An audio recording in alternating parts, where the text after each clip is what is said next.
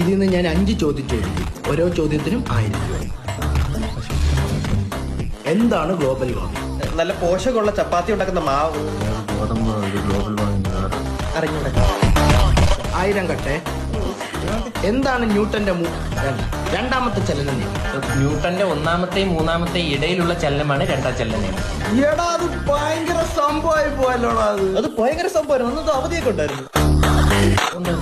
2000 കട്ടെ. അടുത്ത കെമിസ്ട്രി എന്ന് പറഞ്ഞ കെമിക്കൽ ലൈം സോഡയുടെ ഫോർമുല ഞാൻ പറയാം. ആദ്യം 2 ചെറുനാരങ്ങ എടുത്തിട്ട് പിന്നെ ഒരു സോഡ എടുത്തിട്ട് 3000.